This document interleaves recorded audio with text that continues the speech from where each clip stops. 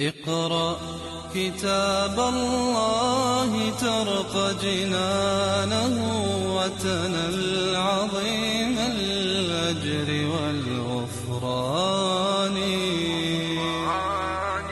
رتله روي القلب من نفحاته كالماء يروي لهفة العطشان A'udzubillahi minasyaitonirrajim. Bismillahirrahmanirrahim. Alhamdulillahi rabbil alamin. Wassalatu wassalamu ala asyrafil anbiya'il mursalin wa ala alihi wa sahbihi ajma'in. Allahumma 'allimna ma yanfa'una wanfa'na bima 'allamtana wa zidna ilma. Rabbi yassir wa la tu'assir, Rabbi tammim bil khair. Amma ba'du. InsyaAllah malam ini kita teruskan tadabbur surah Al-Baqarah.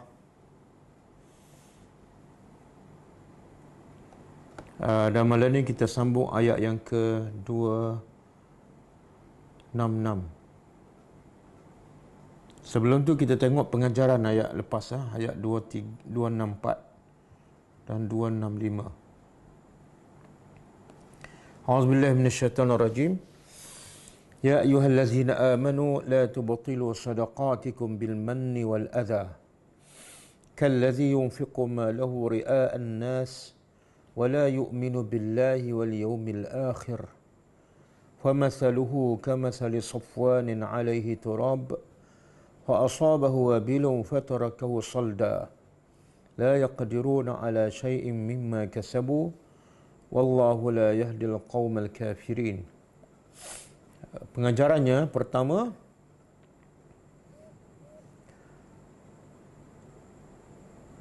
haram manna dan aza. Haram manna dan aza dalam bersedekah.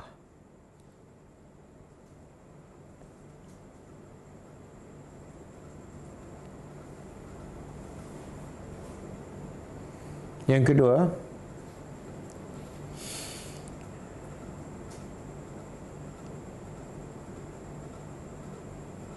bukan semua amalan soleh yang ikhlas akan terus menjadi pahala,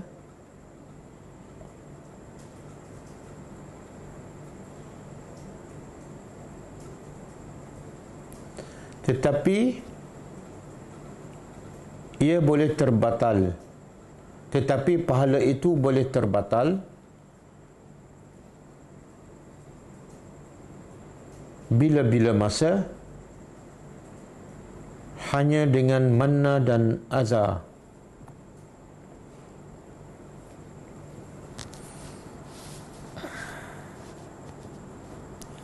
Yang ketiga, manna dan aza setelah bersedekah adalah salah satu daripada dosa-dosa besar.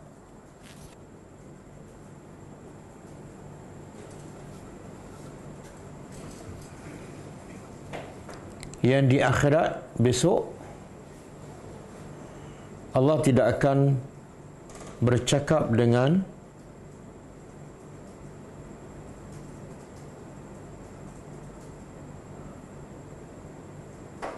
orang yang manna dan aza,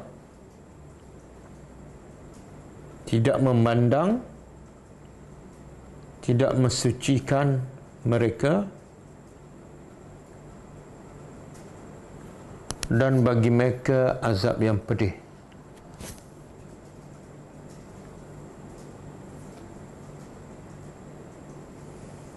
Yang keempat,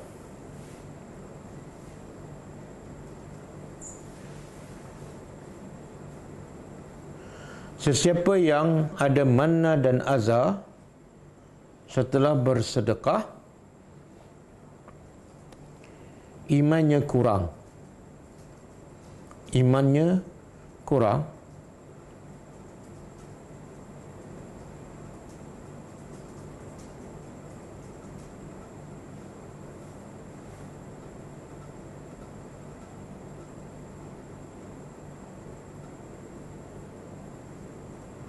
Dan ia seperti orang yang bersedekah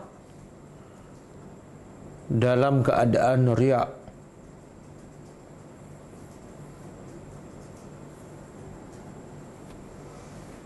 Yang kelima,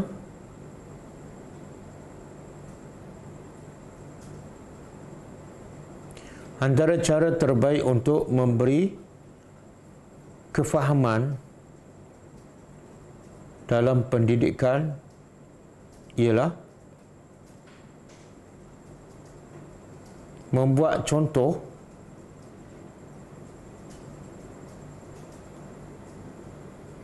atas perkara yang tidak nampak, atas perkara yang tidak nampak dengan perkara yang dapat dilihat dengan mata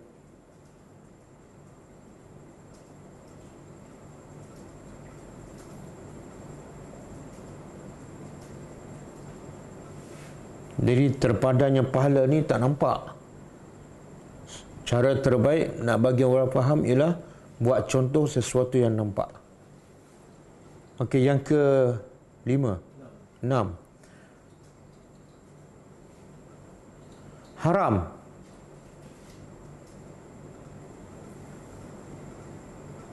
riak dalam beramal dan bersedekah.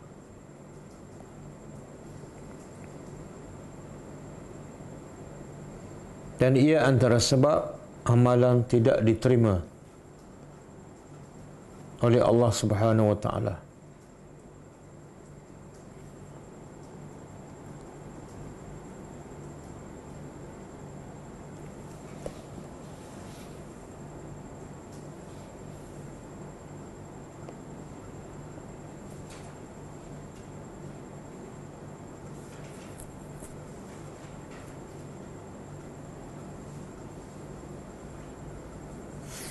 Yang ke-6, 7.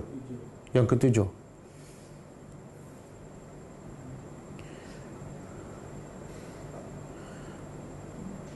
Orang munafik adalah orang kafir. Oleh kerana itu sedekah mereka tidak diterima oleh Allah Subhanahu wa taala. Orang munafik adalah orang kafir. Oleh itu sedekah mereka tidak diterima oleh Allah Subhanahu wa taala. Yang ke-8,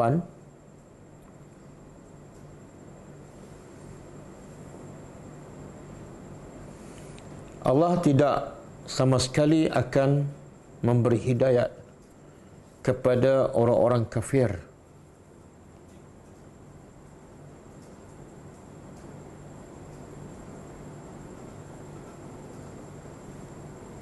kecuali apabila mereka bertaubat kepada Allah.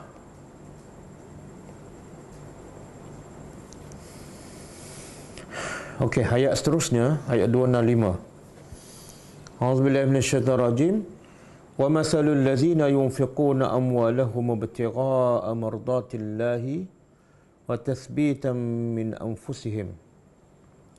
كمثل جنة بربوة أصابها وابل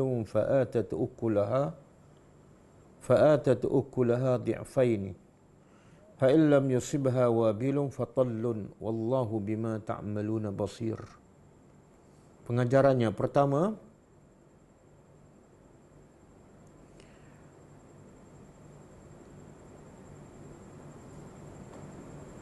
infak hendaklah daripada harta sendiri.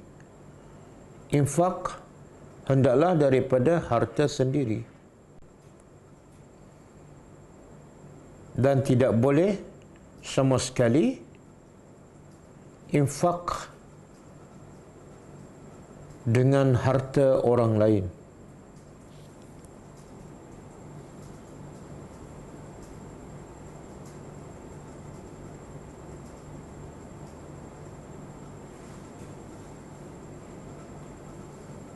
Yang kedua, haram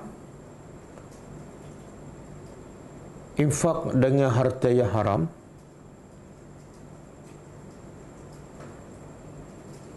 dan ia tidak akan diterima oleh Allah Subhanahu wa taala.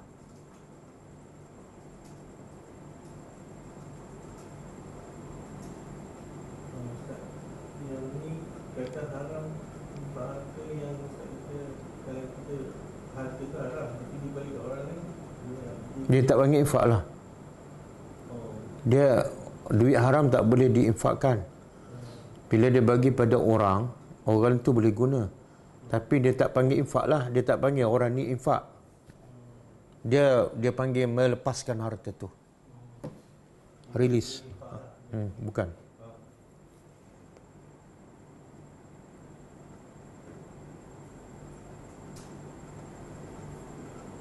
Tujuan yang paling besar dan utama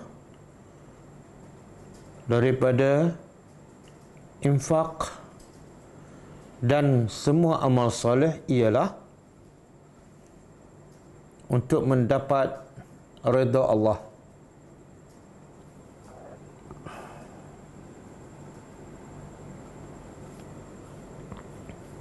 Yang kedua kan? Ketiga? Jadi poin sama kan? Tak, lain. Ketiga, poin ketiga. Tadi dua kan? Ni yang ketiga lah, yang baru ni. Yang baru ni yang ketiga. Okey, yang ketiga, untuk mendapat redha Allah, maka infak hendaklah mesti mengikut cara yang betul dan selari dengan syariat Allah Subhanahu wa taala.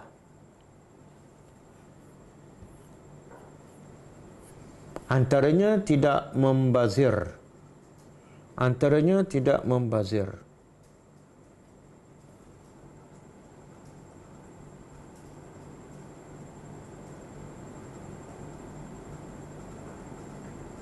Yang keempat,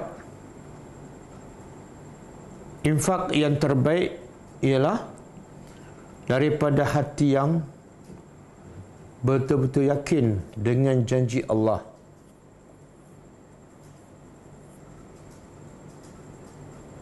Dan setelah infak, dia tidak ragu-ragu atau was-was.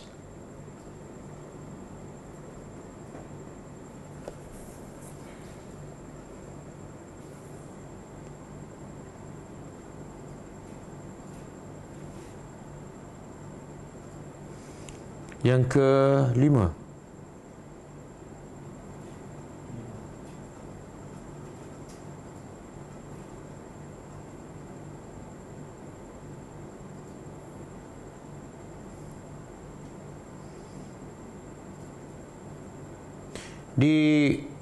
digalakkan di dalam Islam untuk memilih tempat yang terbaik dan subur untuk bercucuk tanam supaya hasilnya lebih lumayan, seperti di tempat yang tinggi.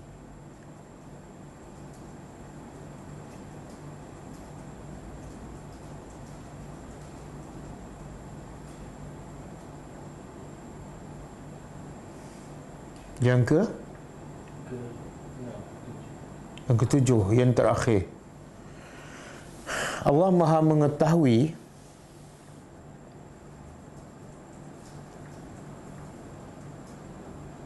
sama ada yang menginfak itu ikhlas kerana Allah atau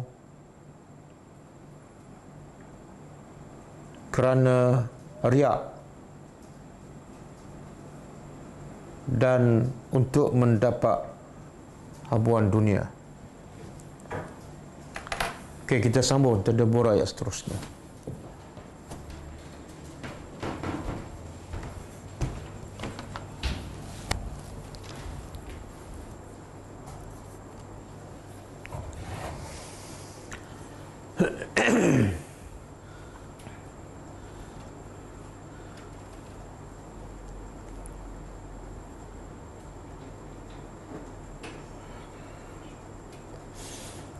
Okey, ayat malam ni juga berkaitan dengan infak. Kalau kita tengok dah tak tahu dah mungkin dah hampir 10 ayat yang cerita pasal infak. Menunjukkan infak ni sangat-sangat penting dalam Islam. Satu, infak sebagai bukti keimanan seseorang. Dia bagi tak benda yang paling dia sayang untuk Allah ataupun untuk agama Allah. Yang kedua, bila dia infak tu, itu juga sebagai bukti dia lebih sayangkan agamanya ataupun dia lebih sayangkan diri dan keluarganya. Sebab itulah sahabat-sahabat terkenal orang yang paling mudah menginfak. Sebab mereka lebih sayangkan agama daripada diri dan keluarga. Okey. Jadi ayat malam ni Allah buat contoh lagi. Contoh yang keberapa dah? Mungkin 3 ataupun 4 dah.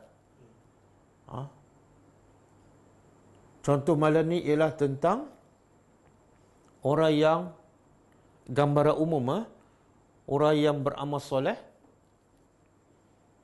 begitu banyak dan begitu baik ketika muda, tiba-tiba masa tua dia buat amal, dia buat maksiat, dan ketika itu dia mati. Maka semua amalan dia masa muda terpadam. Sebab yang dikira ialah di hujung. Okey. Auzubillahi minasyaitonirrajim. Ayuhibbu, ayawaddu. Ni huruf istifham, soalan. Adakah? Dan kita dah belajar sebelum ni, huruf istifham ni ada 2 maksud. Pertama, hakiki, iaitu betul-betul untuk bertanya, jawapan, ataupun untuk mendapat maklumat. Yang kedua, majazi, bukan untuk mendapat jawapan, tapi sama ada untuk menegaskan, untuk mencela, untuk mengingkari. Jadi ini soalan ni, huruf istifham ni bukan hakiki, bukan soalan untuk dapat jawapan, tetapi untuk dalam konteks ayat ni untuk mengingkari perbuatan. Perbuatan siapa yang akan disebut dalam ayat ni? Adakah yawaddu? Yawaddu daripada wood. Al-wood, iaitu cinta. Dan daripada sini keluar perkataan al-mawaddah. Mawaddah tu kasih sayang. Jadi ayawaddu makna ayuhibbu. Adakah suka ahadukum, seseorang kamu, antakuna, bahawa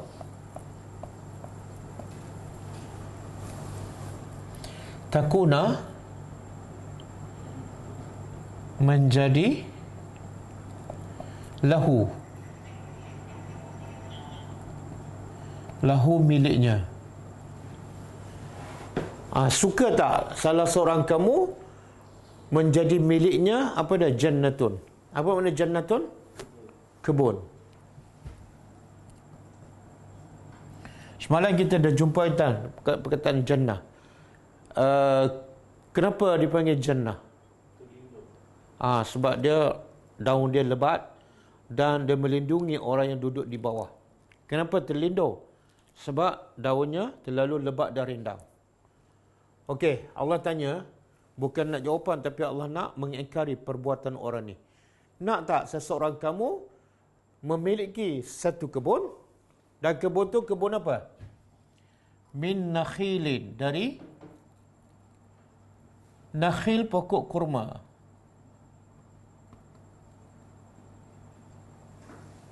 Wa a'nabin, a'nab, anak, kalau satu inabun. Ada, kita dah belajar dalam surah Amma Yatasa'aluna ataupun Abasa wa Tawalla. Inaban wa qadba. Kan? Jadi inab ni anggur. Tapi kalau banyak, a'nab, anggur-anggur.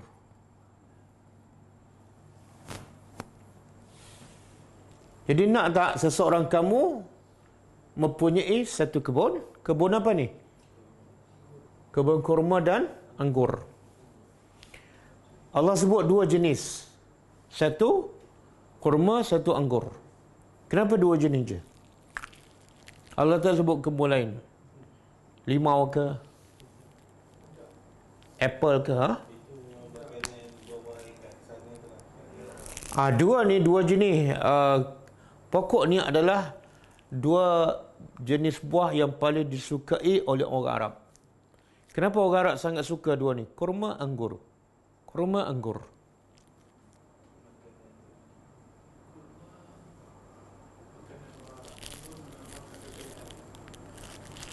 Sebab dua-dua ni dia boleh menjadi makanan yang mengenyangkan, makanan asas. Bahasa Arab dia panggil rizak. Rizak ni mana makanan asas. Boleh? Boleh. Tak percaya jangan makan nasi sebulan, makan anggur je. Kan Nabi Aisyah kata biasa rumah Nabi tak berasap. Kadang-kadang sebulan, kadang-kadang 2 bulan, kadang-kadang 3 bulan tak berasap. Maka sahabat tanya, Habis Rasulullah makan apa sepanjang 3 bulan? Al-Aswadani. Iaitu air kosong dengan anggur. Air kosong, anggur. Berapa bulan? 3 bulan. Jadi anggur, kurma ni boleh mengenyangkan. Dia bukan setakat semata-mata buah.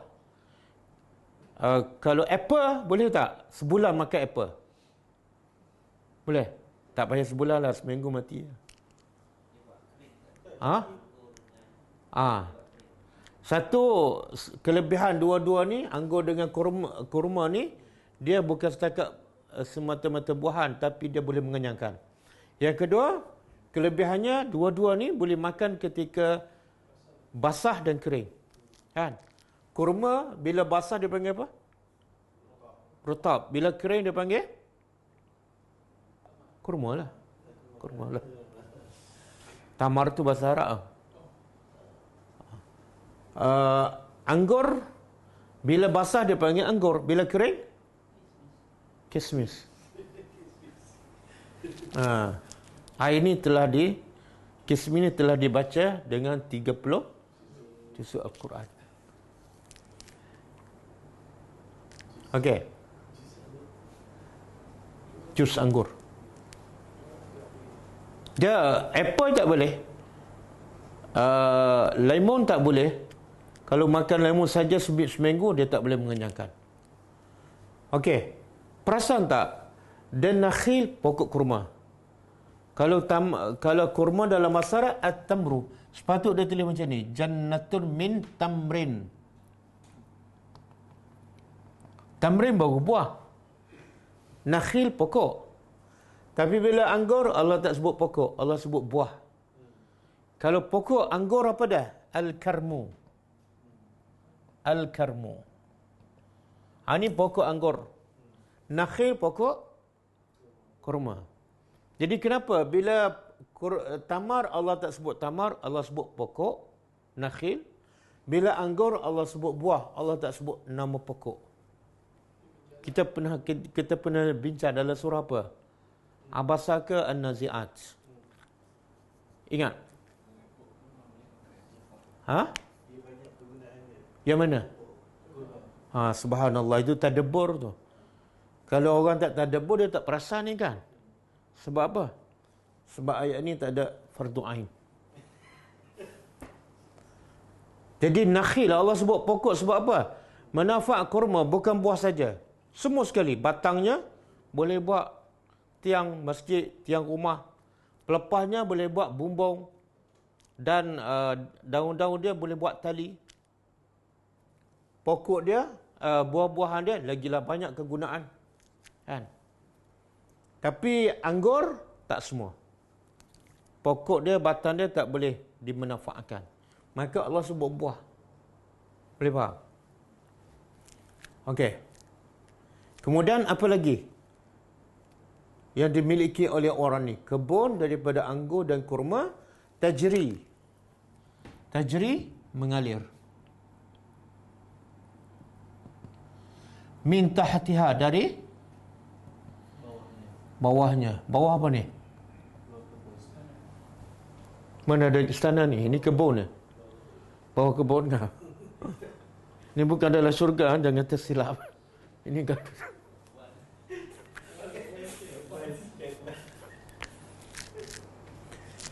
Tapi bahasa Arab dia kata bawah, sungai mengalir bawah. Mana ada mengalir bawah kebun? Makna apa tu? Di tepi dia. Tepi. Kenapa Allah sebut ni? Allah sebenarnya nak bagi tu kelebihan kebun. Kemudian kebun yang terbaik anggur dengan kurma.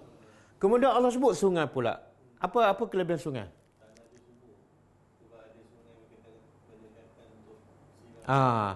Dia kalau kebun kat sini tapi sungai tu ada 2 km, masalah tak? Makna satu nikmat. Kebun kat sini, sungai pun dalam kawasan kebun. Sebab tu yang dalam surah Al-Kahfi kan ada kisah 2 orang sahabat kan. Seorang miskin tapi beriman, seorang kaya tapi kufur. Yang kaya Allah bagi apa? Berapa kebun? 2. Lagi? Bukan 2 kebun saja, Allah sebut detail. Kebun dia kebun anggur. Kemudian pagar tu, kebun anggur dipagari dengan pokok-pokok kurma. 2. Kemudian Allah kata apa? Wa fajjarna fiha nahra. Kami pancarkan sungai-sungai celah-celah kebun. Kemudian kami bagi lagi buah-buah lain, tumbuh-tumbuhan lain di kawasan kebun tu.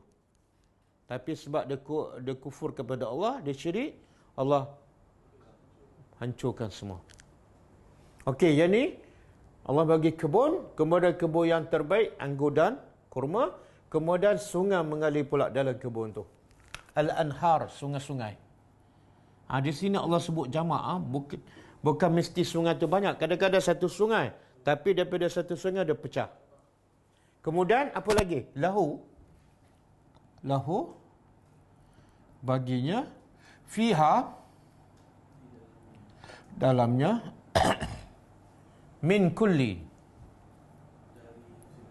dari setiap samarat, buah-buahan. Apa maksud ni? Kadang-kadang orang Arab secara umum sukalah kurma dengan anggur.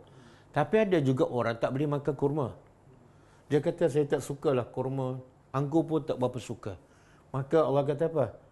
Dia juga ada buah-buahan yang lain. Kalau dia tak suka kurma, tak suka anggur, maka di sini ada musangking. D24. Blackthorn. Okey. Berapa tu nikmat? Kebun, sungai, buah-buahan lain.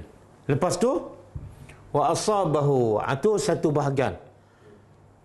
Yang kedua, bahagian kedua, cerita dia orang yang sama ni.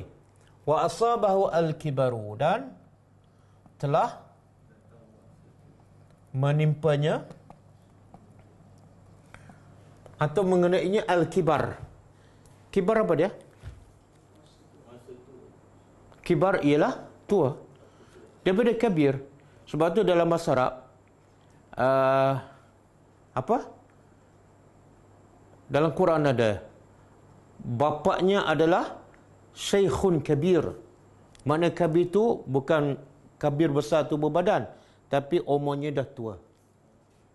Dan kita pun selalu baca doa zikir pagi petang. Kita minta berlindung daripada apa?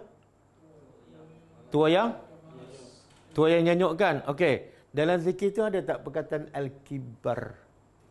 Ada? Cuba baca. Dia kalau baca setiap pagi dah setahun mesti ingat. Tapi kalau semalam baru mula memang tak ingat.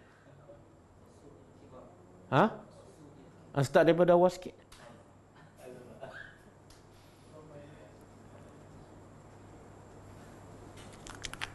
Asbahna wa asbahal mulk walhamdulillah. Kemudian la ilaha illallah syarika la lahu mulku wa lahu alhamdu wa huwa ala kulli syai'in qadir. Kemudian rabbi as'aluka khairan ma fi hadzal yaum wa khairan ma ba'dahu wa a'udzubika min syarri ma fi wa syarri ma ba'dahu. Kemudian wa a'udzubika minal kasali wasu'il kibar. Apa makna? Wahai Tuhan, aku berlindung daripada kasal. Kasal apa dia? Malas. Malas ni satu musibah besar ni. Sebab tu Nabi ajar kita kena minta pada Allah supaya Allah jauhkan daripada sifat malas. Malas apa? Malah nak baca Quran, malah nak baca doa untuk berlindung daripada malas tu. Semua malas. Dan su'il kibar makna kibar bukan masalah, tapi masalah su'il kibar. Tua yang jelek, tua yang nyanyuk. Ada orang tua umur 90 tapi masih hafal dan ingat Al-Quran. Ada orang masa 50 dah lupa dah, kan? Ada. Bab politik dia ingat, tapi bab Quran bagilah doa paling pendek pun tak boleh hafal. Okey, dia telah menimpanya tua ataupun ketuaan. Siapa ni? Yang tua ni? Ni. Pemilik kebun, kan? Kemudian walahu dan baginya. Sebenarnya Allah nak buat contoh ni, benda yang tak nampak Allah nak suruh kita faham, maka Allah buat contoh dengan benda yang nampak. Okey. Bila dah kebun dah masak, dah ranum, masa dekat nak pungut hasil ni, dia tua. Lepas tu walahu zuriyah, dan baginya ada zuriat, anak-anak. Anak-anak, zuriat. Dan anak-anak pula du'afa. Kalau seorang dhaif, lemah. Sebab zuriat jamak ramai, du'afa. Anak-anak yang lemah. Yang lemah ni sebab apa? Mungkin anak tu masih kecil. Mungkin anak tu OKU, kan? Mungkin anak tu berpenyakit. Okey? Tengok Allah nak buat contoh ni. Kebun yang mewah, tengah nak masak dah, tiba-tiba dia tua. Bila tua, dia tak boleh buat apa-apa lah. Dia tua tak larat. Maka dia mengharapkan apa? Anak. Anak pula du'afa, lemah. Lepas tu apa berlaku? Anak pun tak boleh bantu dia, dia pun tak boleh bantu anak. Apa berlaku? Fa'asabaha, lalu menimpanya. Menimpa apa ni? Tak, menimpa apa? Ni, ni balik pada kebun. Masa itulah menimpa kebun i'sarun, angin. Angin yang kencang ataupun angin yang kuat. Bukan setakat angin terkuat, kencang, tapi fihi nar. Dalam api, dalam angin tu ada dalamnya nar, api. Ulama tafsir mengatakan sama ada angin tu betul-betul ada api ataupun angin tu betul-betul panas macam api. Ya. Lepas tu Allah kata apa? Fahtaraqat. Lalu ihtaraqat, terbakar. Lalu ia terbakar. Apa yang terbakar? Terbakar. Kebun terbakar. Okey. Habis contoh. Boleh faham? Apa yang Allah nak bagi tahu?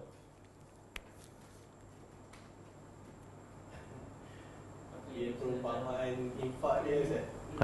Perumpamaan infak dia berbayar, lepas tu at the end dia jadi sisi lah. Yalah, kenapa? Mungkin sebab mana tu lah. Dia ayat ni bersambung dengan ayat sebelum tu. Sebelum ni Allah dah beritahu kan, contohlah orang yang sedekah, tapi sebab dia manna, Allah buat contoh apa? Siapa ingat? Macam batu licin. Ada pasir kan? Dan kemudian hujan lebat. Bila hujan lebat turun, dia pasir-pasir yang atas batu licin tu tinggal berapa biji? Semua liau, kan? Maknanya semua sia-sia. Jadi hujan yang lebat tu adalah manna dan azab. Sekarang Allah buat contoh lain lagi. Supaya apa ni?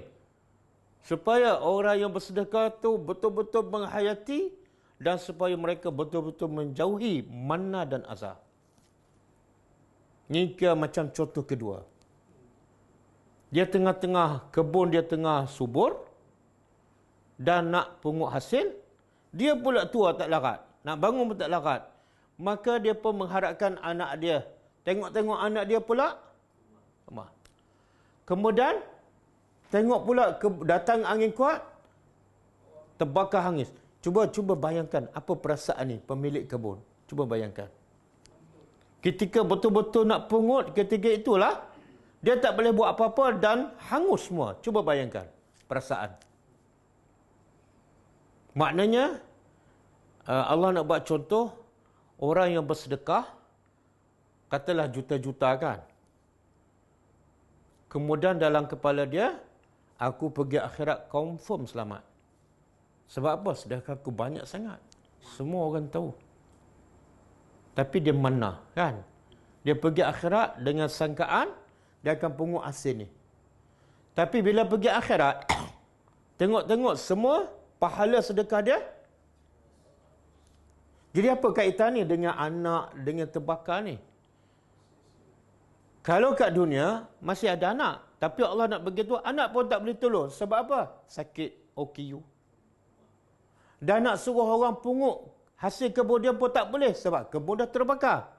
Ini kat dunia, tapi di akhirat Allah nak beritahu dia memang seorang-seorang, anak pun tak ke mana, orang lain lagi tak boleh tolong. Jadi dengan harapan dia seorang-seorang dan pahala sedekah dia begitu banyak, confirm selamat. Tengok-tengok hancur. Jadi kalau kat dunia dia akan sangat-sangat kecewa, tapi masih ada peluang tak kat dunia? Masih ada peluang? Ada? Ada. Kalau dia bertobat last minute, okey kan? Tapi kalau benda ni berlaku di akhirat, apa jadi? Ke neraka. Kak, yang masa kat akhirat tu ditunjukkan dulu pahala tu kan? Sebelum dihancurkan ke? Ke memang Tak, dia perasan je. perasaan je lah? Dia perasan lah.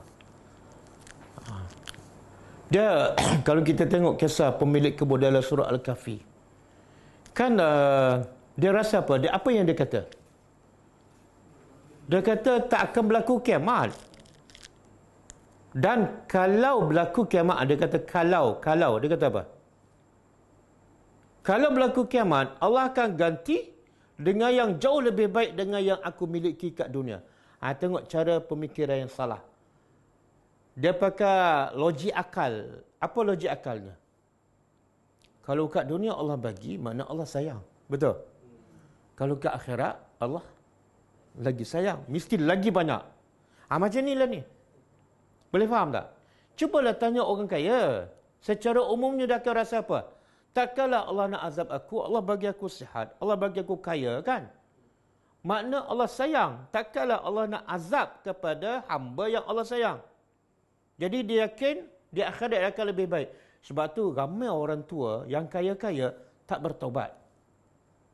Kadang-kadang umur berapa? 90 ke atas. 90 ke atas. Dia rasa dia macam betul. Kadang-kadang umur 75 kan, main golf lagi tu. Bukan balik Quran. Sebab dia rasa, apa masalah akunya? Allah memang sayang. Dengan perasaan itulah dia pergi ke akhirat. Tengok-tengok, macam inilah. Dia, ada satu masa dalam hadis yang sahih, Umar, Amirul Mukminin Umar Ibn Khattab, dalam satu majlis, dia bertanya para sahabat, kamu faham tak maksud contoh yang Allah buat ni? Umar tanya siapa? Sahabat Nabi. Sahabat Nabi ni orang Arab lah kebanyakan kan. Sahabat Nabi kata apa? Wallahu a'lam. Mana mereka tak faham. Betul? Jadi kalau sahabat Nabi tak faham, kalau tanya orang Melayu, faham ke tak? Okeylah tu Ustaz, orang Arab pun tak faham. Kemudian Umar marah kepada sahabat. Kenapa kamu cakap wallahu alam? Apa makna wallahu alam? Jangan cakap wallahu alam, tapi cakap aku tanya kamu tahu ke tak? Jawapan yang betul, tak tahu, jawab tak tahu. Kalau tahu, jawab tahu. Bila kamu kata wallahu alam, seolah kamu nak beritahu saya ni mungkin tahu, mungkin tak tahu. Faham tak? Jadi salah bila kita tanya, mana kunci? Wallahu alam. Salah. Jawab dia tak tahu. Senang aku tanya orang lain pula. Boleh faham? Bila kita boleh jawab Allah A'lam. Bila orang tanya masalah agama. Ataupun orang tanya fatwa. Wallahu A'lam. Tapi kalau tanya mana spek mata abah? Wallahu A'lam. Kena jawab tak?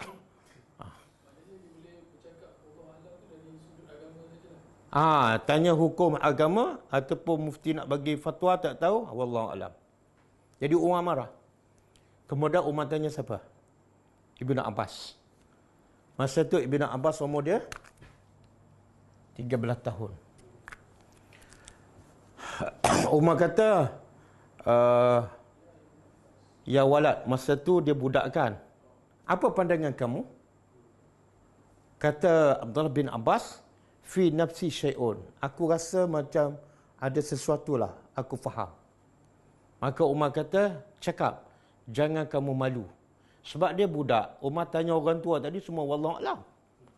Kalau budak jawab, malu tak orang tua? Umar pesan. Umar pesan dan bagi dorongan. Jangan kamu merendahkan diri kamu. Jangan malu pada orang tua. Jawab. Maka kata Abdullah bin Abbas, sebenarnya ayat ini Allah nak bagi contoh orang yang beramal soleh begitu banyak masa dia muda, masa dia sihat. Tapi masa dah tua, dekat nak mati, dia buat maksiat. Bila dia buat maksiat, masa tu dia mati. Jadi Allah nak bagi tu apa? Semua amal soleh dia yang banyak, yang baik itu, yang dia rasa boleh selamatkan dia, semuanya hancur. Pergi akhirat, satu pun tak ada. Sebagaimana hancurnya kebun ni terbakar. Maka kata Umar bin Khattab, sadaqta, benar apa yang kamu cakap. Itu kelebihan siapa tu? Abdullah bin Abbas. Masa tu umur berapa? 13. Kenapa kelebihan Allah bagi pada Abdullah bin Abbas yang masih budak, yang sahabat dah dewasa tak boleh jawab? Nabi pernah doa, salah satu sebab lah. Nabi pernah doa pada Abdullah bin Abbas, apa dia? Cuba baca doa tu.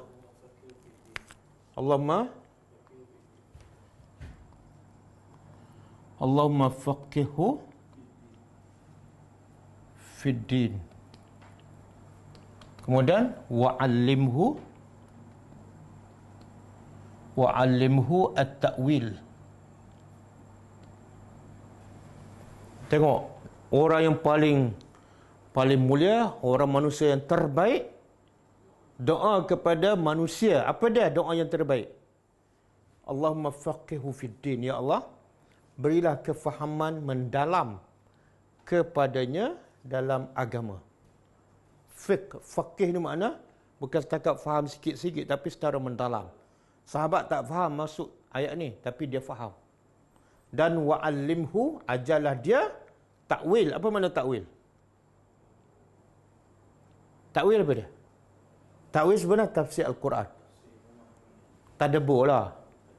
Jadi Nabi ajar doa Abdullah bin Abbas, ya Allah ajarlah Abdullah bin Abbas ilmu tadabbur Al-Quran. Berkat doa ni, dia boleh faham apa yang sahabat tua tak faham. Sebab itulah Umar pun cerdik. Dia selalu kalau ada majlis ilmu ke majlis orang dewasa, dia akan bawa siapa? Abdullah bin Abbas yang masih kanak-kanak. Jadi sahabat-sahabat lain macam jealous lah. Dia kata pada Umar ibn Khattab, kami pun ada anak, kami pun ada cucu. Kenapa kamu tak bawa Abdullah bin Abbas ni? Kenapa kamu tak layan anak kami, cucu kami? Maka Umar nak buktikan Abdullah bin Abbas ni bukan sembarang budak. Sebab tu dia bawa, bukan macam budak-budak lain. Maka satu masa, Umar kumpul para sahabat dan Umar tanya para sahabat, apa pandangan kamu berkenaan dengan surah Iza Ja'a Nasrullah? Kan? Apabila telah datang pertolongan Allah, kemudian kamu lihat manusia masuk dalam Islam berbondong-bondong. Lepas tu Allah kata apa? Fasabbih, sucikan Allah. Allah perintah pada Nabi. Wastaghfirhu, dan minta ampun pada Allah. Jadi Umar tanya, apa pandangan kamu tentang ayat ni? Jadi sahabat jawab apa? Maksud ayat ini ialah bila datang kemenangan, Allah suruh Nabi dan kita semua berzikir pada Allah banyak-banyak dan beristighfar. Betul ke salah? Betul. Tapi itu baru pada yang apa dipanggil? Yang tersurat. Maka Umar pun tanya, apa pula pandangan kamu, wahai Abdullah bin Abbas? Maka Abdullah bin Abbas kata, pandangan sahabat tadi salah. Dia kata sebenarnya maksud ayat ini ialah tanda ajal Nabi dah semakin dekat. Dari mana dia tahu? Sebab bila dah datang kemenangan, kota Mekah dibuka, kemudian Allah suruh minta ampun. Apa makna tu? Kerja Nabi dah selesai lah. Kenapa kena istighfar? Sebab bekal yang paling bermakna untuk menghadapi Allah, keampunan. Nampak tak? Barulah sahabat lain rasa terpegun dengan Abdullah bin Abbas. Apa kelebihan Abdullah bin Abbas? Tadabbur Al-Quran. Tadabbur Al-Quran. Kan? Jadi kita ni kena doa kepada anak kita, cucu kita supaya apa? Jangan dapat 9A SPM. Itu tak penting. Doa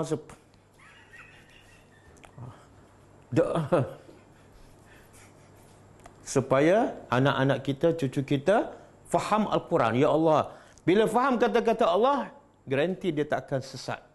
Dia akan hidup berpandukan arahan Allah. Tapi yang faham fardu ain belum tentu ikut arahan Allah. Sebab fardu ain solat 5 waktu. Lepas solat dia ikut arahan siapa? Kalau puasa sebulan setahun, 11 bulan lagi dia ikut arahan siapa? Oh, tapi kalau faham Al-Quran 24 jam, bangun pagi, tidur malam, semua ikut arahan Al-Quran. Okey? Ada tak budak 13 tahun boleh tadabbur Al-Quran? Zaman kita. Ada. Biasa budak 13 tahun buat apa? Tadabbur game, kan?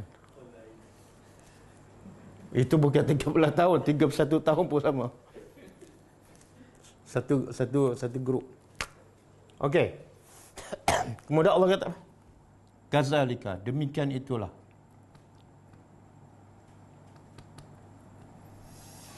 Yubayyinullah. Allah menerangkan lakum, bagi kamu, ayat, tanda-tanda, tanda apa? Tanda-tanda kebesaran Allah. Yang mana Allah terangi?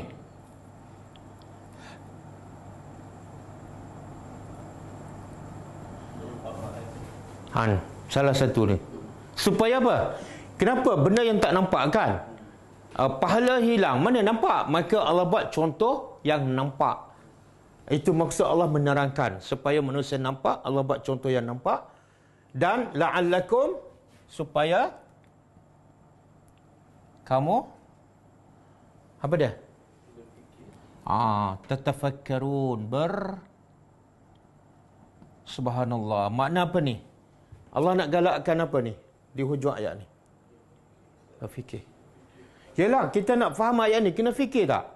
Saya nak tanya, kalau kita baca ayat ni 3,000 kali dan 30 tahun, faham tak? Tak. Allah kata ayat ni kena fikir. Kena fikir ni. Kalau saya tak huraikan, faham tak? Dan kalau saya tak baca tafsir, saya pun tak faham. Baca tafsir, kena fikir, dengar syarahan, kena fikir, baru faham. Sebab tu Allah kata yang faham contoh-contoh Allah ialah hanya orang yang berilmu, orang berakal. Cuba buka surah ni. Surah Al-Ankabut. Ayat 43.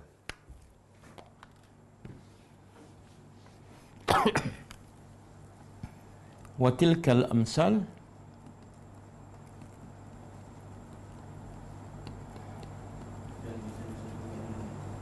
ada, betul? Nadribuha linnasi wa ma ya'qiluha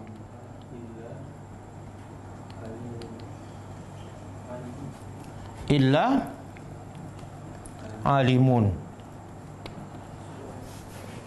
Cuba tengok. Wa tilkal amsal, itulah perbandingan macam ini ada tak? Ada. Itulah contoh-contoh perbandingan nadribuha yang kami tunjukkan, buatkannya untuk siapa ni? Untuk manusia. Kemudian Allah beritahu, wa ma yaqiluha, dan tidak ada yang faham contoh-contoh itu kecuali orang yang berilmu. Makna apa tu? Siapa tak faham, dia jahil lah. Walaupun dia ada baca ayat ni 300 kali, tapi tak faham, dia jahil. Sebab Allah kata yang faham hanya orang berilmu. Dan memang logik pun, kalau setakat baca, mana ada ilmu? Kan? Mana ada ilmu? Ya, ada. Saya baca ada seorang sahabat. Bila dia baca ayat ni, dan dia baca contoh, dia tak faham. Dia kata, wahai Tuhan, memang betul kami adalah orang yang jahil. Dia mengaku. Kan macam tadi kan, Umar tanya sahabat kan. Sahabat jawab salah, yang betul siapa?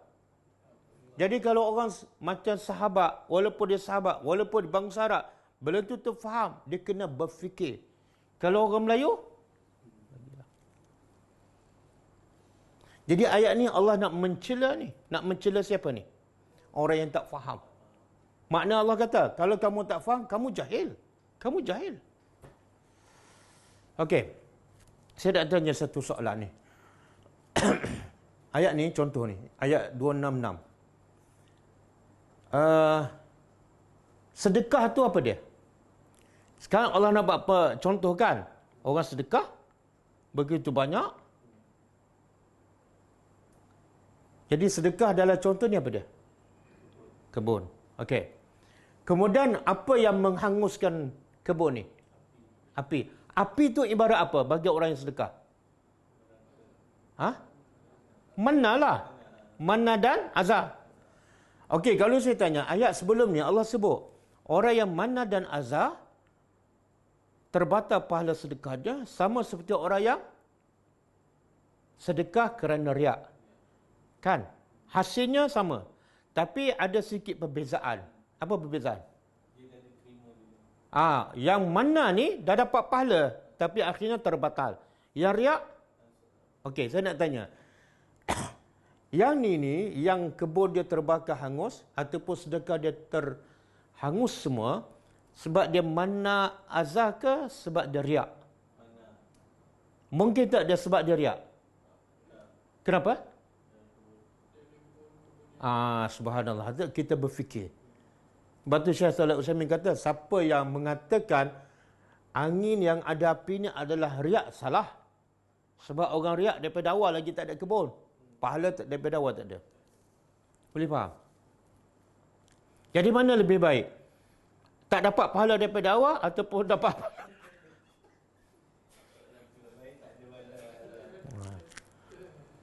kalau dia malah berfikir, baik dapat pahala juga Ustaz. Pahala perlukan dapat walaupun hancur.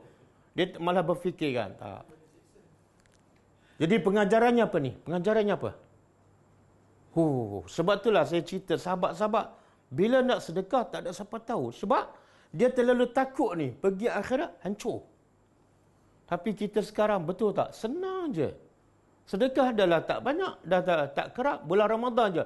Itu pun cerita satu kampung. Apa-apa nak cerita. Apa-apa nak masuk Facebook. Ruginya.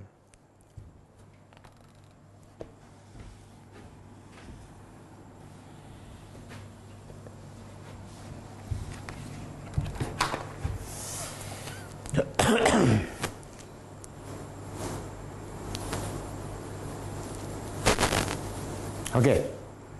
Kemudian Allah menyuruh pula, ya ayyuhallazina amanu, wahai orang-orang yang amanu, beriman.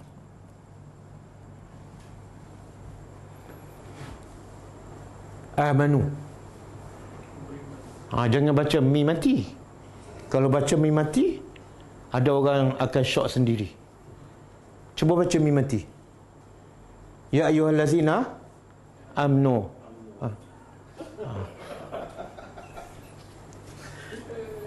Wahai orang-orang yang beriman, anfiqu. infaklah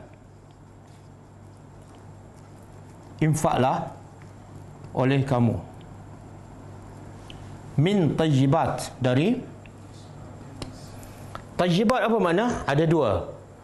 Satu, halal. Ulama mengatakan tayyibat di sini ada dua maksud. Pertama, tayyibat mana? Infak dari yang halal. Satu, halal. Yang kedua, yang baik. Sebenarnya dua-dua tu ada kaitan. Yang kalau halal mesti baik, dan baik dalam Islam mesti halal. Setengah orang kata baik tapi benda tu haram, dia sebenarnya tak baik. Okey. Jadi Allah kata, sekarang Allah nak cakap pasal apa ni? Kalau sebelum ni Allah cakap pasal apa? Cuba berfikir. Sebelum ni Allah cerita pasal apa? Pertama, benda yang boleh menjadikan sedekah kita pahala, ikhlas yang pertama. Yang kedua, benda yang boleh mengekalkan pahala sedekah sampai bila-bila, iaitu jangan manna dan azab. Riak mula-mula, mardatillah mula-mula. Tapi dah ikhlas dan mardatillah, yang akan datang pastikan jangan manna dan azab. Okey, itu cerita pasal niat. Pasal sedekah boleh jadi pahala ataupun terbatal. Sekarang Allah nak cerita benda apa yang terbaik kita sedekah. Sekarang Allah kata, anfiqu, sedekahlah dari benda yang baik. Jangan sedekah benda yang halal. Kan? Ada yang apa ni, macam apa? Dia rompak di orang kaya, kemudian dia agihkan pada orang miskin. Robin Hood kan? Robin Hood. Dia kata, niat saya ikhlas, bukan untuk saya, untuk orang miskin. Boleh tak? Tak boleh. Sebab apa? Dia bukan tayyibat, dia jadi haram. Walaupun niatnya baik. Matlamat tidak menghalalkan syara. Okey, ma kasabtum, apa yang kasabtum kamu usahakan. Okey. Satu, infakkan apa yang baik, apa yang halal dari apa yang kamu usahakan. Yang kedua, wa mimma, dan dari apa yang akhrajna, kami keluarkan, lakum, untuk kamu, minal ardi, dari bumi. Okey, perasan tak? Cuba tengok, perasan tak? Mula-mula Allah kata apa? Infak yang baik daripada yang kamu usahakan. Kamu, Tom. Yang ni pula, dan dari apa yang kami keluarkan daripada bumi. Kenapa yang keluar daripada bumi Allah tak kata yang kamu keluarkan? Perasan tak? Ni Tom kamu, yang ni kami pula. Bila usaha Allah sandar pada orang, bila keluar daripada bumi Allah sandar pada dirinya. Kenapa? Yang mana ni? Kenapa?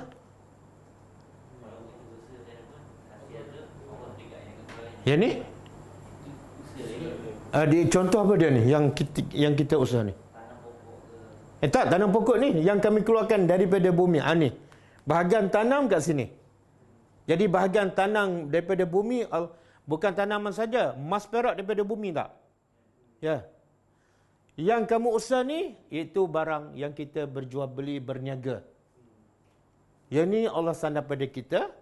Yang keluar daripada bumi, Allah sandar pada dirinya. Sebab berniaga ni, dia tak nampak sangat daripada Allah. Kita nampak orang, kan orang bekerja keras, kan keluar pagi, balik petang, berniaga. Ke mana? Jual. Berniaga kecil ke berniaga besar, biasanya nampak pada saya usaha manusia. Tapi bila tanam, kita je letak benih je. Lepas tu, siapa yang keluarkan? Allah. Siapa yang bungakan? Siapa yang jadikan buah? Siapa yang bentuk berbagai-bagai buah? Allah. Boleh faham? Jadi kalau hasil tanaman lebih banyak, nampak usaha Allah. Yang berniaga lebih banyak usaha manusia. Walaupun semuanya sebenarnya Allah. Tapi Allah nak bagi tahu. Kalau aku kata aku usaha, nanti mana ada kami usaha ni. Sebab tu yang antara sebab manusia jadi kedekut sebab apa? Kenapa aku kerja pun tak apa nak kena bagi kat orang miskin? Dah lah orang miskin pemalas. Kan? Okey. Jadi, kalau nak keluar, Allah kata keluarkan yang baik. Sama ada yang kamu usaha, berniaga, barang ke apa ke, ataupun yang kamu cucuk tanam emas ke, galian ke, yang baik. Yang haram, tak boleh. Allah tak akan terima yang haram. Di sini timbul persoalan kan?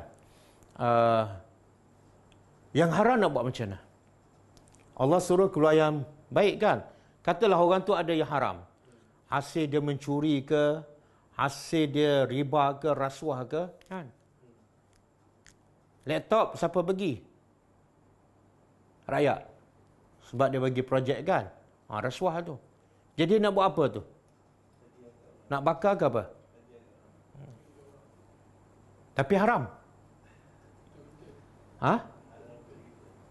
Dia orang yang dapat hasil daripada haram, dia wajib bertaubat. Dan benda yang haram tu dia kena bebaskan daripada diri dia. Tapi bukan sedekah. Jadi dia bagi itu sebab dia nak bertaubat kepada Allah. Dia akan dapat pahala bertaubat, bukan pahala sedekah. Tapi kalau orang yang menerima tu tahu hasil tu, tahu. Orang yang menerima tu tak ada masalah. Dia tahu hasil tu adalah hasil haram. Hasil haram untuk siapa? Untuk dia. Dia analogi macam ni. Ramai orang kata, orang kita lah, dia anggap benda yang haram ni, harta yang haram, boleh buat benda yang berkaitan dengan orang awam. Jalan raya, tandas, longkang, parit kan. Nak buat masjid, nak bagi makan pada orang miskin tak boleh. Apa dalil kata tak boleh? Dia kata sumber haram. Kalau sumber haram, sepatut tak boleh semualah. Dia buat wakaf, ada orang duduk tak dekat situ? Dia buat longkang, ada orang pakai tak longkang tu? Ada. Jadi kalau haram, sepatut tak boleh semualah. Okey?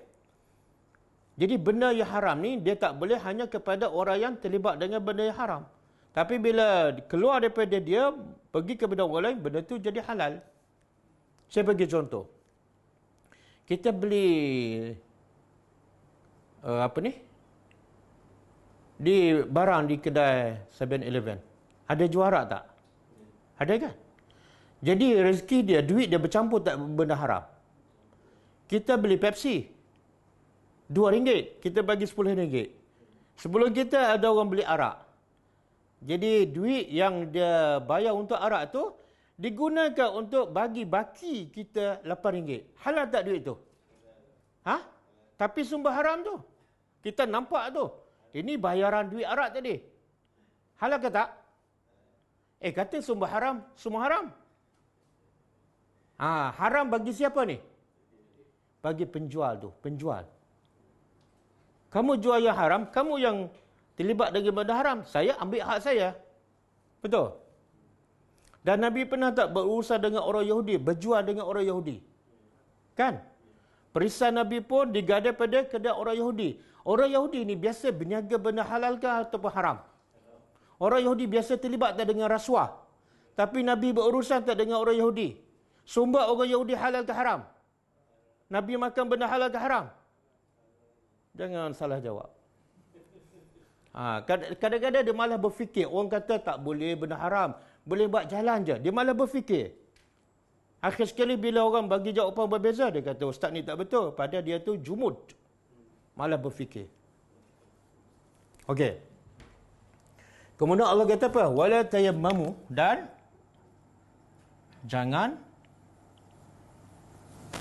janganlah kamu tayammamu. Pernah dengar tak tayammum? Tayammum pernah dengar? Apa makna tayammum?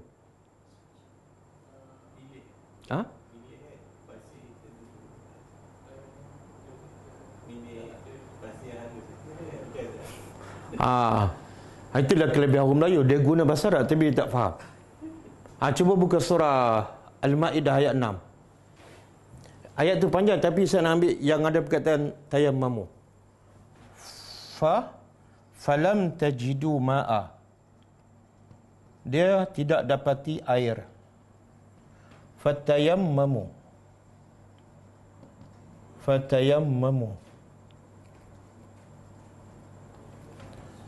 Surah Al-Ma'idah ayat 6. Bahagian sebelum akhir.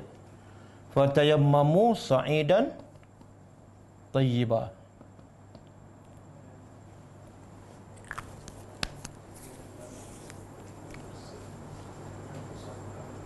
Ada. Allah kata apa? Falam tajidu ma'a. Kamu tidak dapati air. Air tak ada. Maka fatayammamu. Dia terjemah apa tu? Sebenarnya dia tak terjemah tu. Dia cuma tambah ber je. Ber bahasa Melayu. Tayammum bahasa Arab. Subhanallah. Dia tayammum dalam bahasa Arab ialah menuju. Menuju.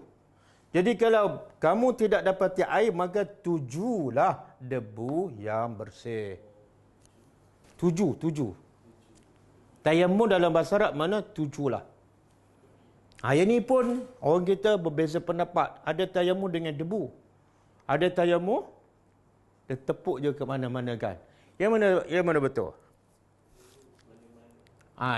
Yang betul dua-dua, yang tak betul yang tak wuduk dan tak tayammum. Yang tak solat. Jadi sa'idan ulama terjemah apa dah? Satu, debu. Yang kedua, sa'idan dalam bahasa Arab apa-apa permukaan. Tak mesti debu. Sebab sa'idan makna dia permukaan. Permukaan tanah, permukaan batu, permukaan bukit, permukaan kapet. Sah. Okey.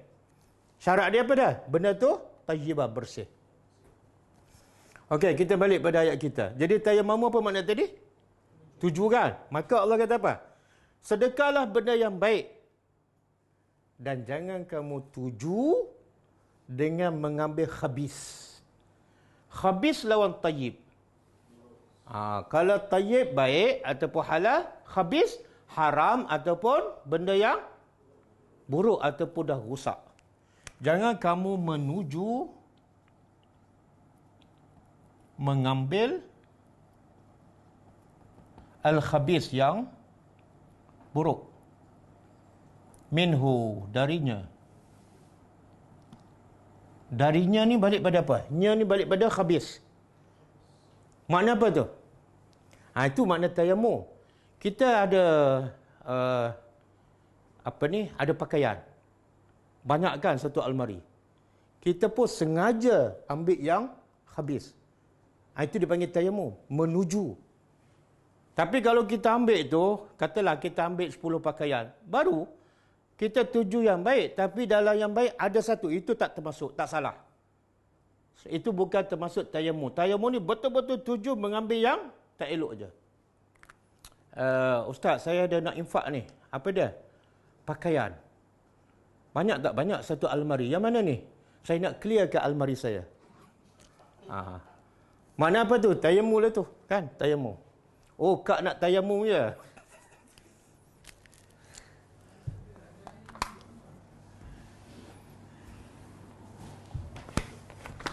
Kemudian tunfiquna, kamu sedekah, infak. Infak yang mana ni? Yang khabis. Walastu, tengok Allah nak buat contoh pula. Allah nak buat contoh, kenapa tak boleh bagi yang tak baik ni? Ataupun yang dah teruk lah kan? Bukan mesti bagi yang terbaik. Kalau boleh bagi yang terbaik, bagus. Tapi kalau ada yang baik, okey tak? Okey. Yang haram mana? Yang dah buruk tu. Kadang-kadang dah benda tu orang tak pakai. Jadi Allah nak buat contoh supaya kita rasa, oh memang tak patut bagi yang khabis. Apa contoh? Walastum, dan kamu biakhizi, kamu tidak biakhizihi, mengambilnya. Mengambil apa ni? Khabis.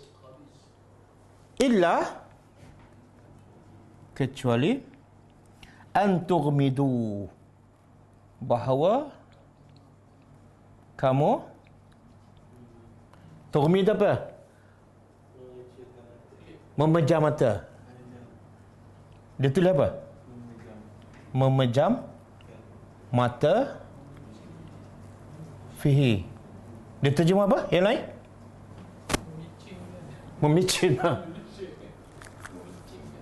Memejamlah. Ramadan ni pejam mata.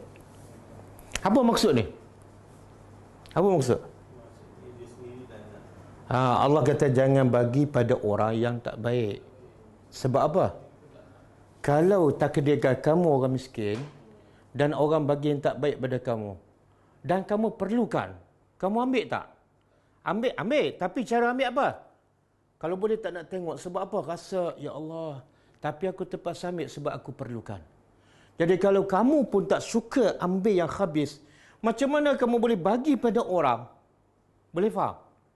Ini sama dengan maksud hadis. Nabi kata apa? La yu'minu ahadukum hatta yuhibba li akhihi ma yuhibba li nafsihi. Nabi kata kamu tak akan beriman sehinggalah kamu sayang saudara kamu sebagaimana kamu sayang apa yang kamu sayang untuk kamu, iaitu kalau boleh biarlah orang bagi yang baik, maka kamu kena buat pada saudara kamu sama. Bila kamu nak benda yang baik tapi kamu bagi pada orang tak baik, kamu memang tak sayang pada dia dan kamu tak beriman. Tengok nilai iman apa dia? Jangan pentingkan diri. Ini yang ayat Allah kata wailul lil mutaffifin, samalah maksud dia. Celakalah orang yang mengurangkan timbangan. Siapa yang mengurangkan timbangan? Bila dia membeli, dia nak timbangan cukup. Ini hak saya. Bila dia penjual, dia kurangkan. Ini jenis sama ni. Bila dia nak bagi pada orang, dia bagi yang tak elok. Bila orang bagi pada dia, bang, tak ada yang elok ke? Oh, sedapnya. Ini perangai apa ni? Perangai? Selfie ke selfish? Dua-dua. Sebab tu ada satu hadis dengar. Nabi kata, Man ahabba an yuzahziha anin nar wa yadkhula al-jannah. Siapa yang suka dijauhkan daripada neraka dan masuk syurga. Siapa suka dijauhkan daripada neraka dan tak masuk syurga.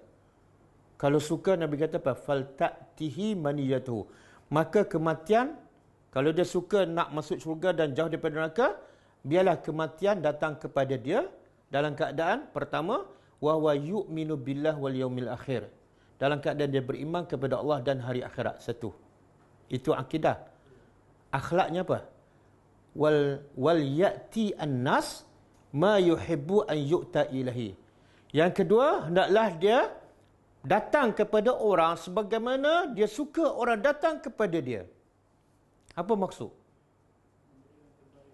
Kalau dia suka orang buat baik pada dia, maka dia sebelum datang kematian dia kena buat baik pada orang sama.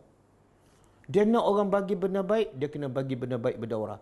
Dia nak makanan yang terbaik, dia kena bagi makan yang terbaik pada orang. Dia nak orang sedekah banyak pada dia, dia kena sedekah banyak pada, barulah orang ni Nabi kata apa? Selamat daripada neraka dan masuk syurga. Bolehkah? Senang ke susah ni? Nak buat fardu ain tak ada masalah kan? Kadang-kadang orang tu solat sampai hitam dahi. Tapi bab keluar duit ni, 7 keturunan dia simpan kan? Kemudian Allah kata apa? Wa'alamu. Dan ketahuilah. Oleh kamu, wajib kamu tahu. Wajib tahu. Ini bukan apa ni? Wajib Yang kita tahu apa dah? Wajib salat, wajib puasa, wajib zakat. Tapi kita lupa ada banyak lagi wajib-wajib. Ini wajib apa ni? Wajib kamu tahu.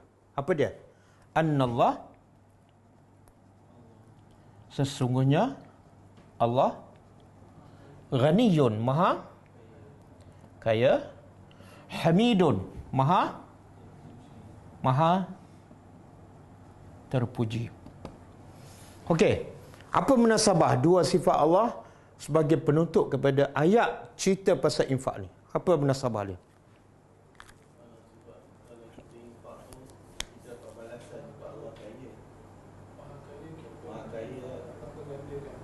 Satu. Jadi Allah kata bila kamu infak, aku akan ganti. Dan kalau ramai sangat infak dan banyak sangat infak, aku jadi miskin. Tak. Aku kaya. Jadi infaklah lagi banyak pahala dan aku tak terjejas pun. Satu. Yang kedua,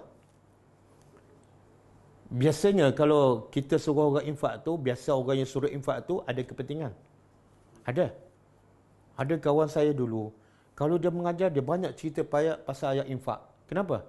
Dia nak dorong orang infak pada dia. Tapi akhirnya bila ramai infak, dia salah guna duit. Faham tak? Ada orang macam tu. Jadi Allah nak beritahu, aku bukan jenis macam manusia. Aku suruh infak bukan untuk aku. Sebab apa bukan untuk aku? Sebab aku memang dah kaya. Tapi aku suruh kamu infak untuk kamu.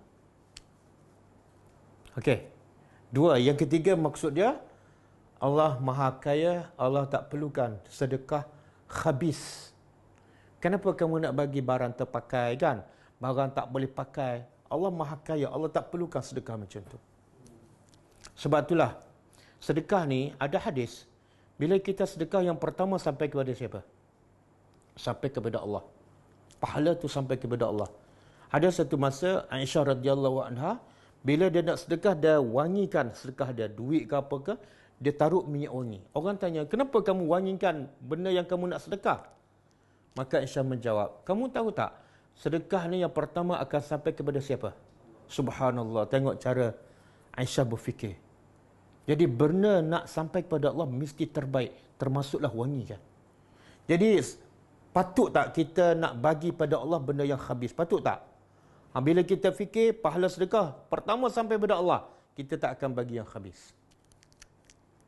Okey. Itu kaya. Yang kedua, hamidun. Apa makna hamid? Apa maksud maha terpuji? Dia ada dua. Satu, maha terpuji maksud dia ialah Allah yang sentiasa dipuji. Betul? Orang beriman selalu tak puji Allah. Subhanallah, alhamdulillah, la ilaha illallah kan? Kadang-kadang orang kafir pun tersebut juga, Masya Allah. Kan? Subhanallah. Jadi Allah terpuji. Semua makhluk ramai yang dan sentiasa puji Allah. Yang kedua, maksud hamid yang kedua ialah Allah sendiri memuji. Tadi dia dipuji. Allah puji siapa? Allah puji orang beriman. Innallaha yuhibbu as-sabirin. Allah cinta orang yang sabar. Allah puji orang yang sabar. Allah puji orang yang bersyukur. Allah puji muhsinin. Allah puji orang yang solat khusyuk. Jadi hamid mana dua. Satu, Allah sentiasa dipuji. Yang kedua, Allah memuji hamba-hambanya yang beriman. Okey. Satu lagi, kenapa selepas ghaniyun hamidun?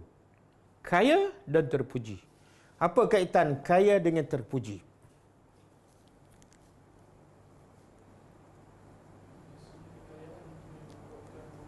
Kena berfikir. Apa dia?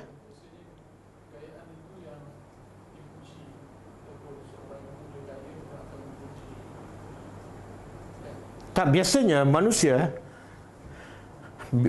biasa kalau kaya lah, bukan semua, tapi kebiasaannya, kebanyakannya dia pemurah ke kedekut?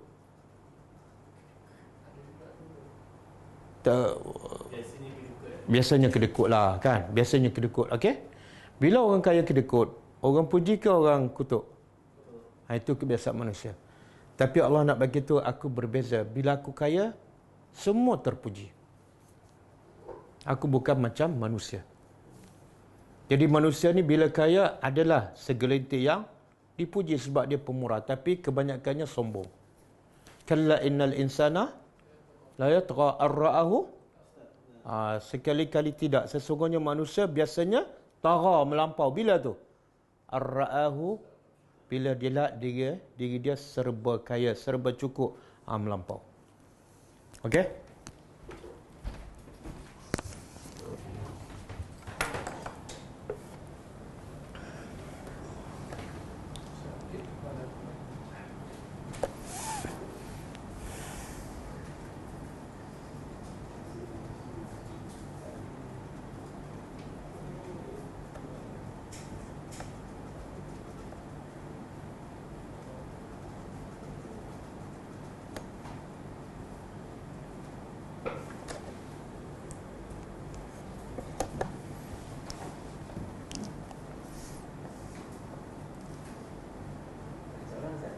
Soalan je.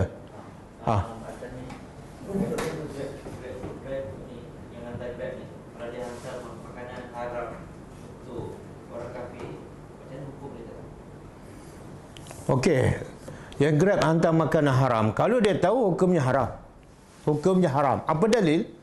Allah kata wala ta'awanu 'alal ismi wal 'udwan. Allah kata jangan tu haram.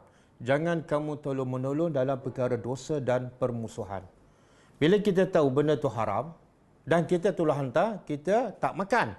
Tapi ada ta'awun, tolong-menolong. Tolong sampaikan supaya orang tu dapat makan benda yang haram. Hukumnya haram.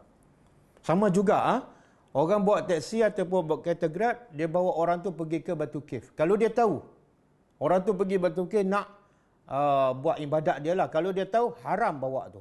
Tapi kalau dia tak tahu, mungkin kawan tu nak jumpa kawan, itu tak salah. Wallahu a'lam. Samalah, sama. Kerja kedai yang juara, sama. Itu ada unsur tolong-menolong. Akan dapat saham.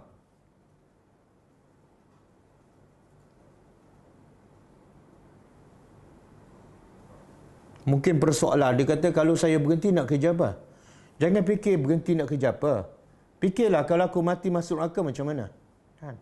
Kat dunia ni ada je rezeki. Boleh ke solat tanpa ambil wuduk kerana sedang dalam proses menerima rawatan yang menyebabkan seorang itu sakit tak boleh bergerak semua badan dalam tempoh yang panjang? Dia macam ni. Ada ayat daripada surah At-Taghabun, fattaqullah mastata'tum. Allah kata, takutlah pada Allah, bertakwalah pada Allah mastata'tum, setakat yang kamu mampu. Okey? Jadi Allah tak akan bebankan apa yang kita tak mampu. Allah akan bebankan benda yang kita mampu sahaja. Okey, dalam bab wuduk, contoh saya bagi solatlah. Berdiri adalah rukun solat. Tapi bagi siapa? Bagi siapa yang mampu. Kalau dia tak mampu, maka rukun berdiri gugur, dia boleh duduk. Kalau duduk pun tak mampu, maka rukun duduk tu gugur, dia boleh baring. Maka begitu juga kalau dia tak boleh berwuduk, kewajipan berwuduk tu sebab dia tak mampu gugur. Tapi kena pergi yang kedua, iaitu tayamum. Kalau tayamum pun tak boleh, debu tak boleh ataupun memang kulit dia tak boleh kena air, tak boleh kena debu. Kalau kena memang penyakit tu akan lebih parah. Maka kata ulama berdasarkan ayat tadi, Allah kata laksanakan perintah Allah setakat yang kamu mampu. Ketika itu boleh dia, bukan boleh saja, wajib dia salat walaupun tanpa wuduk, sebab itu sahaja yang dia mampu dan dia tak perlu qada. Wallahu a'lam. Sallallahu alaihi wasallam.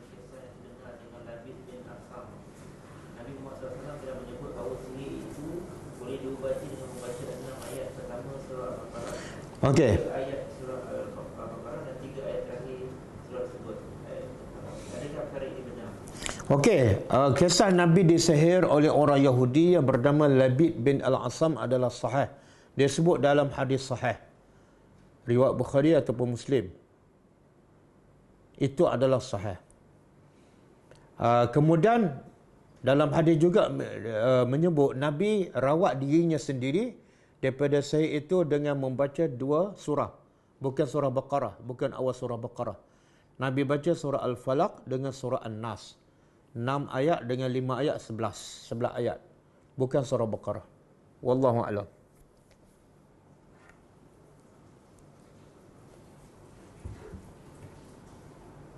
Syaikhul Ustaz, bapa saya berpegang kuat pada ajaran kitab kuning dan mengamalkan untuk membaca Yasin dan setiap malam Jumaat. Semasa PKP, beliau dulu mengajak anak-anak membaca melalui Google Meet. Jadi demi menjaga hati bapa, kami menurut permintaannya walaupun selama ini kami mengamalkan membaca Al-Kahfi. Soalan, adakah baca Yasin yang tahir ini khilaf antara ulama atau tidak? Salah untuk mengamalkannya atau ia pasti bukan sesuatu yang hilang? Yang kedua, apakah hukum pada anak-anak yang mengikuti permintaan bapa yang tidak jelas untuk sunnah? Dan apakah cara terbaik untuk kami Tuan-tuan berapa sangat degil dan tegas Nabi Ibrahim dan diamalkannya. Dia hukum baca Yasin, tahlil ni dah jadi satu perbincangan yang dah, kalau nak kata basi-basi lah kan. Satu perbincangan yang dah lama dan tak akan berkesudahan. Jadi pandangan saya bolehlah rujuk pandangan-pandangan ustaz-ustaz dalam YouTube. Dan kita berfikir mana yang dalilnya jelas. Kan? Jadi saya rasa saya tak perlu perpanjangkan di sinilah. Boleh cek dengan pandangan ustaz-ustaz yang kita percaya dan tengok dalil. Dia kebenaran bukan terletak kepada ustaz. Bukan terletak kepada amalan. Tapi kebenaran terletak pada dalil. Allah kata pada dalam Quran, Qul hatu burhanakum in kuntum sadiqin. Kalau kamu betul, kalau kamu benar, bagi burhan, dalil. Islam ni tertegak di atas dalil. Kalau Islam tidak tertegak di atas dalil, Islam akan jadi caca merbau. Semua orang boleh buat pandangan. Semua orang boleh reka amalan masing-masing. Akhirnya kita tak tahu yang mana yang sebenar daripada Allah dan Rasul, yang mana sebenar daripada nafsu manusia. Semua bercampur aduk. Maka sebab tu Allah turunkan Al-Quran, Allah utuskan Rasul supaya amalan tu tak boleh ditokok tambah. Dan Allah bagi syarat. Kalau kamu cinta pada Allah, syarat cinta pada Allah apa dia? Bukan ikut kitab kuning. Bukan ikut ulama ataupun guru kamu. Tapi fattabi'uni, ikut aku. Aku tu siapa? Rasulullah. Rasulullah. Wallahu a'lam. Wassalam. Kita beli peti ais atau water dispenser pada office kita daripada duit yang tak patut syariah. Pada yang masa yang sama kita juga menggunakan ini. Adakah itu belum atau telah membebaskan harta tersebut dalam hal? Tak, kalau duit tu, duit haram tu, kita juga salah seorang yang terlibat, maka kita tak boleh guna benda tu. Kalau kita salah seorang daripada orang yang terlibat, kita tak boleh guna benda tu. Jadi kita bukan setakat tak boleh guna, kita kena keluarkan daripada daerah kita dan orang yang terlibat tu. Sebab itulah yang terbaik kita bagi pada orang miskin ke, kita buat jalan raya ke, buat masjid ke. Soalan, bolehkah ibu berinfak dengan duit yang anak-anak bagi pada dia? Ibu infak dengan duit yang anak bagi Pada dia. dia, sebenarnya soalan tu tak tepat tu. Soalannya ialah, boleh tak ibu infak dengan duit dia? Boleh jawapannya. Bila anak bagi pada dia, jadi duit dia lah. Tak payah sebutlah anak bagi. Bila anak bagi, jadi duit ibu. Cukai pendapatan yang kita bayar dengan kerajaan gunakan untuk orang-orang miskin dan pembangunan mabanda. Adakah ini dikira sebagai infak oleh pembayar cukai? Tak. Cukai pendapatan bukan infak. Sebab pertama, dia bukan daripada Islam. Yang kedua, kita bagi pun bukan kerana Allah. Syarat nak jadi ibadat, pertama mesti ikhlas kerana Allah. Yang kedua, mesti selari dengan syariat Islam. Wallahu a'lam. Katanya, sahabat saya baru kehilangan bapa dan ibu dia sekarang dalam iddah. Semula. Sahabat saya baru kehilangan bapa dan ibu dia sekarang dalam iddah. Sebabkan mak dia perlu dijaga dengan rapi kerana berkursi roda. Bolehkah dia membawa ibunya ke rumah dia walaupun dalam keadaan iddah? Dah. Tak, dia Islam ni senang. Islam ni Allah sebut dalam Quran, yuridullahu bikumul yusra wala yuridu bikumul usra. Allah beritahu, Allah nak daripada kamu benda yang yusra, mudah. Dan Allah tegaskan lagi, Allah tidak nak sama sekali benda yang susah ke atas kamu. Jadi bagi wanita yang kematian suami, tempoh iddah dia 4 bulan 10 hari. Kita dah sebut bincang sebelum ni. Dia tak boleh keluar rumah kecuali ada keperluan, tak boleh berhias, tak boleh pakai barang kemas.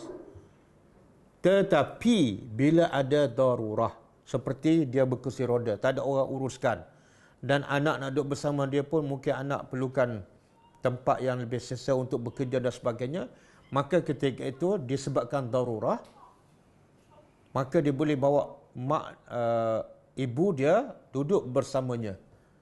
Dan itu tak dikira melanggar tempoh iddah. Sebab apa? Darurah. Bila darurah, benda yang haram boleh jadi halal. Sama juga kita masa hutan, makanan habis. Dan yang ada ialah bangkai kan. Bangkai itu haram. Tapi kalau kita tak makan bangkai yang haram, kita akan mati. Maka ketika itu bangkai yang haram jadi halal demi untuk selamatkan nyawa yang lebih utama. Wallahu alam. Boleh tak duit tinggalan arwah ayah diinfakkan atas nama beliau? Peninggalan harta. Yang ditinggalkan arwah, duit yang ditinggalkan arwah. Tak, duit bila ditinggalkan oleh arwah, dia bukan duit arwah aja. Itu dah jadi duit pewaris. Bila mati je, pukul 5, semua harta si mati bukan harta dia dah. Sebab itulah Allah dah sebut dalam Quran surah Al-Mu'minun. Allah kata apa? Wa anfiqu mimma razaqnakum min qabli an ya'tiya ahadakumul maut. Infaklah dari apa yang kami beri kepada kamu sebelum mati. Kenapa? Sebab bila mati, kamu akan kata apa? Laula akhartani ila ajalin qarib. Wahai Tuhan, bagilah tempoh sikit lagi untuk kami hidup. Untuk apa? Fa as-saddaqa, untuk aku sedekah. Makna sedekah tu kena masa hidup. Bila mati je, semua harta dia bukan harta dia. Automatik berpindah dan menjadi hak pewaris. Jadi saya nasihatkan, sebelum mati, kalau nak sedekah, sedekah aja. Jangan risau pasal rezeki anak-anak. Allah dah tetapkan. Setiap orang Allah dah tetapkan rezeki masing-masing. Wallahu alam. Ustaz, kalau kita beli barang dari orang yang tidak menutup aurat, kira berharga. Dia yang berdosa yang buka aurat. Kita yang membeli tu buka aurat, kata tutup. Kita kalau yang membeli tutup aurat dan masa beli tu kita bayar atau kita curi, bayarkan, kita tak berdosa. Nabi pernah tak membeli barang daripada orang Yahudi? Ini bukan setakat buka aurat ni, Yahudi. Laknatullah. Boleh tak? Boleh. Jangan tengok pada penjual, tengok cara pembelian tu betul ke tak. Barang yang kita beli halal ke haram. Dengan dividen ASB kita keluarkan zakat macam mana? Dividen ASB tu banyak pandangan, ada kata haram. Bila haram tak boleh keluarkan zakat lah. Zakat mestilah daripada duit yang halal. Jadi tanya mufti lah. Sebab ada yang kata haram, ada yang kata halal. Ayah saya dimasukkan hospital dan diberi ubat dan tidak sedar selama sebulan. Setelah dia sembuh, adakah dia perlu qada solat-solat yang tinggal? Dia bila seseorang itu wajib salat. Bila dia salah satu bila dia berakal. Kalau dia tak berakal, masa dia tak sedarkan dia tak berakal. Pendapat ulama mengatakan tak wajib salat masa tu. Bila tak wajib, kenapa nak qada? Wallahu alam.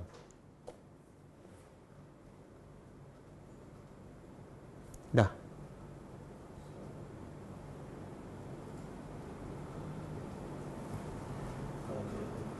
Ha? Kalau Ustaz bagaimana melakukan solat sunat selepas Isyak untuk mendapat pahala Lailatul Qadar seperti dalam hadis? Ada hadis beberapa riwayat yang mengatakan siapa yang solat sunat selepas Isyak 4 rakaat, maka seumpama dia melakukan ibadat di malam Lailatul Qadar. Tapi hadis tu dhaif. Cuma ada ulama mengatakan sebab dia banyak riwayat, banyak jalan, banyak turuq, maka dia yang dhaif tu saling kuat, menguatkan antara satu sama lain dan naik darjah hasan. Tetapi jangan fikir pasal kelebihan.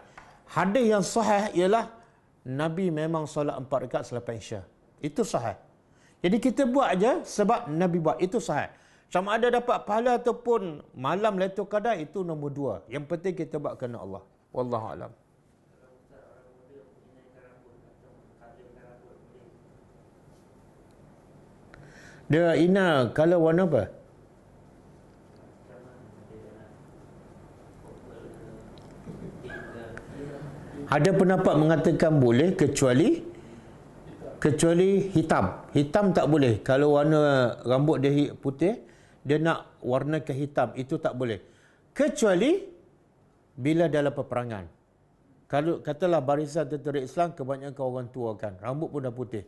Ketika itu boleh dihitamkan rambutnya. itu kecuali khas dalam peperangan. Supaya apa? Supaya musuh nampak tentera Islam tu muda-muda. Tengok kat mana rambut dia hitam, padahal dia tua dah. Wallahualam. Dan nasihat saya tak payah warna lah. Ya Allah, jadikan memang dia cantik. Kalau nak warna pun, warnakan hati anda. Bagi hati anda betul-betul berkilat. Untuk suami tak ada masalah. Kalau suami suka tengok rambut, colorkan, warnakan. Dia tak nak tengok muka, nak tengok rambut je, color lah.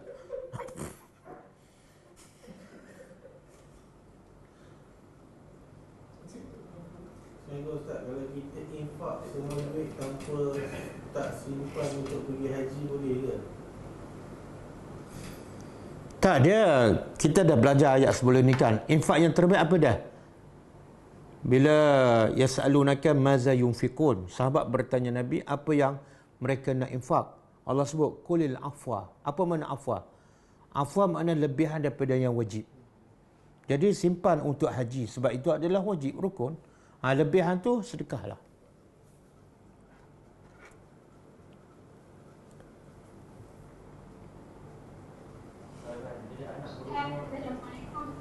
Waalaikumsalam warahmatullahi. Ni berkenaan dengan kitab Al-Quran kan Ustaz. Ada Ustaz ni, ada Ustaz pula, ada Al-Quran. Kalau kita ada Quran besar di rumah kan, lepas tu kita cara nak, bukan cara menyimpan lah. Bolehkah kita buka Quran tu, kita tak tutup, maksud tak tutup lah. Kenapa tak nak tutup? Dia boleh tutup kat Quran tu. Quran tu Quran yang besar lah. Yalah, besar boleh tutup ke tak? Kalau boleh tutup, tutup. Tutup. Boleh tutup, tapi bagi kalau besar kan, tapi kita tangan tak tahu berkuat kan, orang kata kena ada sakit lah, jadi nak buka tutup tu agak sukar lah. Anak kan jadi buka sikit. Anak cucu tak ada ke? Anak cucu tak ada ke? Minta tolong anak cucu. Dia macam ni. Dia memang tak ada dalil pun. Tak ada dalil yang mengatakan bila buka Quran kena tutup. Cuma ada ulama mengatakan adab lah. Sebab buku-buku kan, bila kita buka buku apa-apa Jun, kita buka macam tu, kita tengok macam tak betul kan. Walaupun buku matematik kan. Sebab buka ni untuk baca. Bila tak nak baca, tutuplah. Itu biasalah. Itu baru buku biasa. Kalau Quran pun sama macam tu. Adab. Bila tak nak baca, tutuplah. Kenapa dibiarkan dia terbuka? Jadi tutup. Dia macam ni Ustaz. Bukan, contoh dia untuk kita stand, kita letak ke atas stand kan. Ni kita untuk kita solat kan, kita gunakan Al-Quran tu tiap-tiap masa. Yelah, saya faham. Saya faham Kak Rosna. Memanglah, saya pun ada stand juga. Tapi saya buka bila nak solat lah. Sudah solat, tutup lah. Kenapa nak biarkan sentiasa terbuka? Tutup lah. Itu yang tanya Ustaz tu. Itu yang saya jawab tu. Itu yang saya jawab tu. Jadi, kalau berat sangat, Kak Rosna, saya cadang beli Quran yang ringan sikit. Kita ada Quran yang ringan, insya-Allah. Okey. Okey. Waalaikumsalam warahmatullahi. Ustaz, kalau yang suka color rambut tu si isteri tapi si suami tak berapa suka, macam mana Ustaz? Dosa tak? Kalau suami dah tak suka, dia buat juga. Mana dia buat untuk siapa? Untuk diri dia kenanya. Mana syok sendirilah. Kena jagalah hati suami, kan? Kan Nabi kata, wanita ni dia akan mudah masuk syurga mana-mana pintu yang dia nakkan, pintu 8. Tapi syaratnya apa? Salah satu dengan cakap suami. Buat apa yang suami suka selagi mana ia tidak bercanggah dengan bila kita dengar cakap suami dan buat yang suami suka, walaupun kita tak suka, cara macam mana kita nak jadi suka benda yang kita tak suka? Iaitu kita bayangkan, aku buat untuk suami sebab Allah yang suruh. Bukan kerana suami, tapi sebab Allah suruh. Jadi kita akan buat dengan mudah. Dan kita akan dapat pahala. Tak rugi pun. Senyum pada suami, rugi tak? Tak rugi pun. Soalan dia kat dosa ke tak dosa? Kalau tak ikut kat dosa. Yelah, kalau buat benda yang suami tak suka ataupun menyakitkan hati suami, boleh jadi dosa lah. Jadi dosa lah. Last boleh tak? Orang selalu cakap kalau meninggal tu sebab Allah lebih sayang dia. Betul ke itu Ustaz? Macam mana? Kan kalau orang mati orang kata oh Allah lebih sayang kepada dia. Betul ke? Oh, itu bila orang tu mati, kita kata Allah lebih sayang kepada dia daripada kita. Dia mungkin betul, mungkin salah. Mungkin betul, mungkin salah. Dan itu bukan hadis. Allah lebih sayang pada dia, contohlah. Kalau dia beriman, Allah nak dia mati awal. Supaya lepas ni, dia mungkin tak buat dosa lagi kan. Kadang-kadang orang beriman peringkat awal, lepas tu hujung buat dosa. Mungkin. Kalau dia memang orang tak beriman, Allah sayang pada dia sebab apa? Allah tak nak dia terus buat dosa dan Allah tak nak azab dia semakin bertambah. Mungkin betul. Tapi bukan mesti Allah sayang tu dia adalah orang beriman. Bukan mestinya.